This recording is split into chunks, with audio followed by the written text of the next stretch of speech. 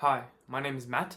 I am a cancer researcher in Paris right now, and this is a video where I want to explain a bit about my rationale for why I decided to try and move to France for a year after my undergraduate degrees, and also a bit about the strategies and the frameworks that I used in order to come to the conclusion that I wanted to try and do something like this. So to give you a bit of an update on my background, so I did an undergraduate degree in biotechnology at the University of Queensland in Australia.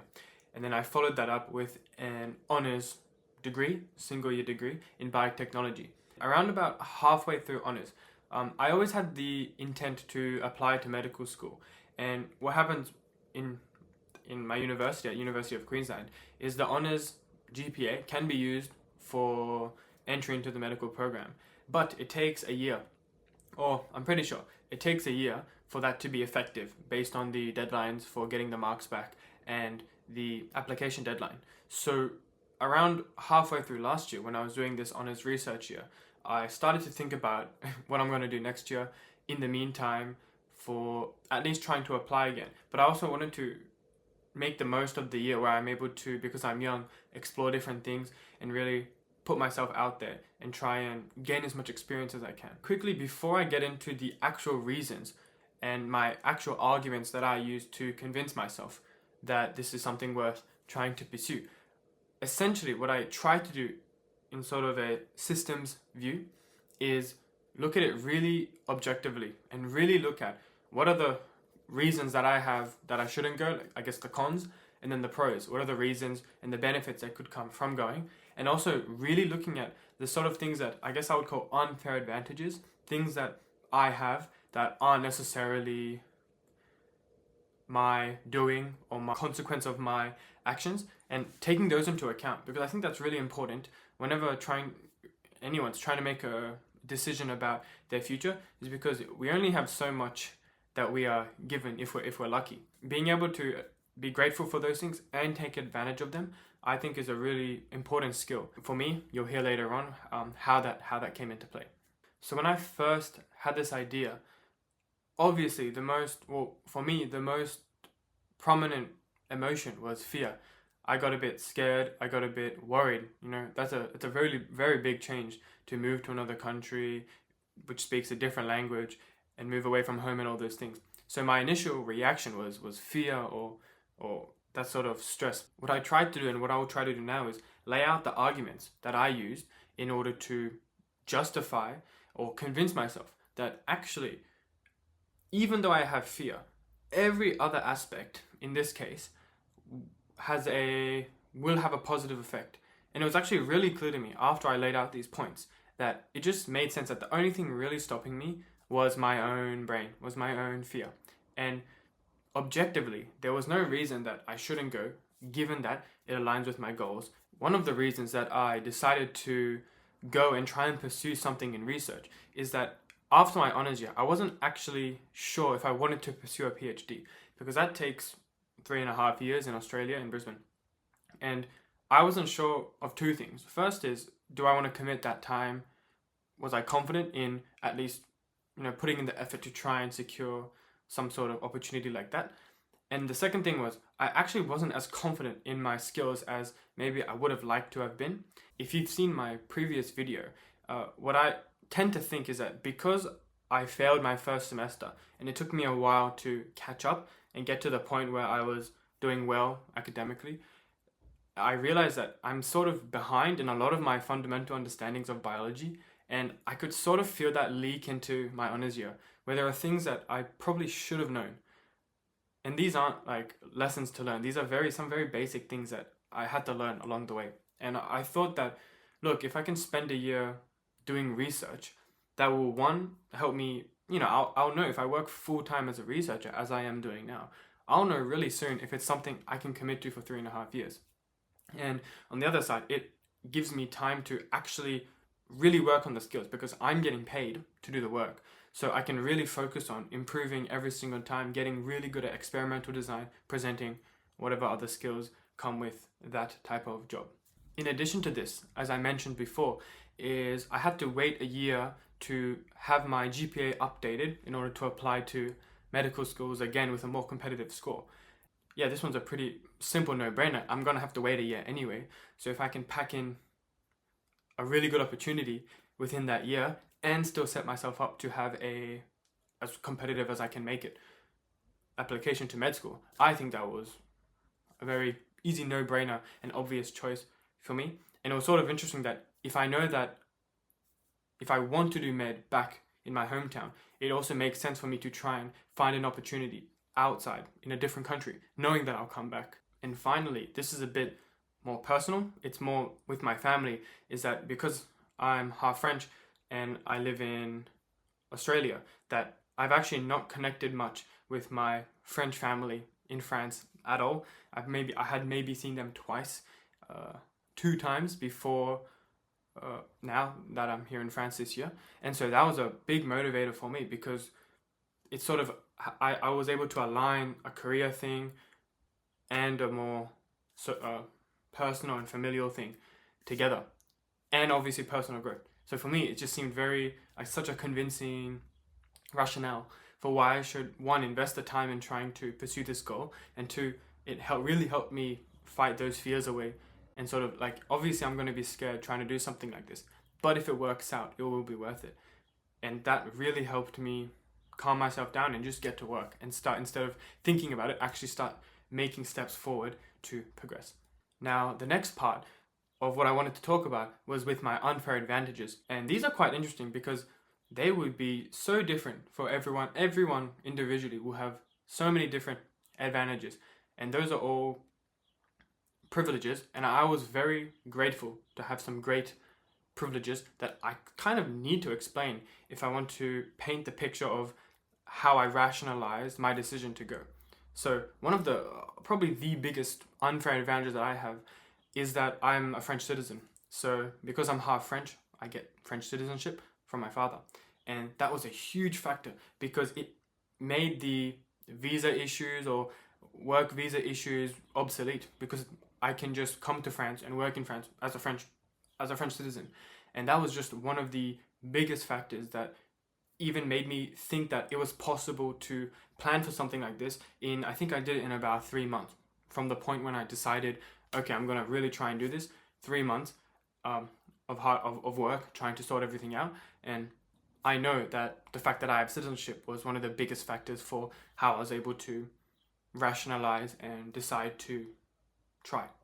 I guess an extension of this just advantage that I just happened to have was that I had learned French from when I was a child, and also I did French in high school and I did French a little bit in university, like one course.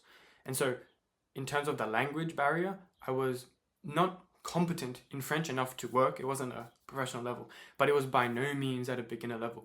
And knowing this, I had at least some confidence that I had a base, I had a foundation of French understanding, French knowledge, and I knew that with deliberate practice, with good learning skills, I would be able to improve that. And it seemed like there was no better way for me to improve my French than to just go to France and live in France and speak French with people in order to improve in a sort of immersion type of way. And I have two, I guess, family advantages, which I sort of frame as advantages in this context. But when I was younger, I definitely saw it as not a disadvantage, but not as an advantage. So the first one is simply that I have French family here, and that makes it much easier. It made it so much easier for me to come to France. They were so kind, and they let me stay with them for a month while I was trying to settle in. That was a huge help because I wasn't completely isolated and alone in France. It was a small, but it was a network that I'm able to rely on, and I'm really grateful that I had that. And again, that's just a consequence of my parents. And the second thing is, and this one's kind of interesting, it's just that I don't need to go into details, but my family in Australia is actually very unique in that it's not really big. And what I can understand is, because I have some friends like this who have extremely large families. You know, you got their family, but then huge extended families, cousins, grandparents, aunties, like all in, at least in Australia or around, and they visit each other. But in my life, my family has just been extremely isolated, and it's just a consequence of as things happened and as people migrated. For me, it sort of was a blessing in disguise, where I realized that it's actually not that different for me to move out. And it's almost as if I feel like if I can only imagine if I had a huge family with lots of cousins, aunties, and whatever, like a huge network, might have been harder for me to go because I'm actually giving up more if I'm leaving that sort of environment. But for me, it was sort of a blessing in the sense that it made it easier for me to decide to leave. And also because my parents migrated to Australia, that I think they see the value in the fact that I'm trying to go out into the world, go do something for a year, and knowing that I'll come back after a year and I'm not moving permanently. It's just a year where I'm trying to work, gain new skills, learn a language. It was very interesting to me because I never really thought of it that way until I started rationalizing and writing out why I should go to France. Hopefully this paints a bit of a picture of how I fought against that fear of moving away and that fear of doing something a bit radical or something that I've never done before with just pure logic, pure facts, to essentially convince myself that I have these unfair advantages that I need to be grateful for and I should take advantage of. And also I have this opportunity that I could try and create. It could have failed. I could have got nothing, but I should have at least tried, given that all those things I said, the year to wait, wanting to try more research, level up my research skills. After this point, and I essentially decided, okay, this is a goal I'm going to try and hit. Then I was able to much more clearly move into deliberate, focused work to actually get myself closer to the goal. And so these included things like improving my French. So once I decided that I would go, I realized, oh, okay, now I have a reason to try and learn French, to improve my French skills. And also I had to find a job. So for that, I leveraged a lot of the great people I had in my honors year and some research connections. And I was also interested in the field. So it seemed like a good fit to try and find something that was similar to my honors. Didn't have to be the exact same, but just in the same field. And that was really, really beneficial to me because I actually really liked the field. And it was really cool. But that's something that I had to sort of put more work in to try and reach out, get interviews, do interviews. And then finally, one of the factors that I realized I could actually control myself was my courage or my ability to respond to the call to adventure. Because there was something in my head somewhere that told me that your life will be better by doing this. And there's a path where I don't try at all and I just stay in Australia, stay in Brisbane for that year, I don't know, do something else, work somewhere maybe, and then try again medical and maybe fail, right? Or there's a path where I go to France, I learn French, I reconnect with my French family, I level up my research skills, and then I come back and I can try med again. And if I fail, at least I have all these other skills. And so that having that force was such a pulling force, because I think courage comes from behind, where it's sort of like from within and you sort of believe in yourself and take a leap of faith or whatever that is. But then I had this very, very clear, positive goal that was just pulling me. And I could see, oh, if I hit the goal and things play out, this is what my future could look like at the end of the year. And I would much rather have that than not doing any of it. And I would be willing to try and fail. And knowing that, okay, at least I tried reaching out. I tried trying to make it work. It was definitely difficult. And I plan to make a video also explaining how exactly I did it, because I have a feeling that there are other multinational people that maybe would, if they had more information on how to move to another country with a citizenship, which I found there are very little resources online for, then maybe it would be a more convincing way to at least understand what limitations are in front of them and what limitations aren't in front of them. There are a lot of things that I thought would stop me that didn't stop me at all because I had citizenship. So I hope this video helped you if potentially you're looking to do some sort of research thing overseas. But what I really wanted to paint a picture for is my mindset and my framework around how I justified. I acknowledged my emotions and my fears for certain things, and then I really tried to be rational and objective in, okay, these are the unfair advantages I have, these are skills that I can build, and then what's really stopping me? If given these things, what's really stopping me? Yeah, I realized that, it's probably just me being a bit scared and not trying. That's sort of what would stop me. And so once I reduced the fear to just that. Oh, that seems much more doable to tackle.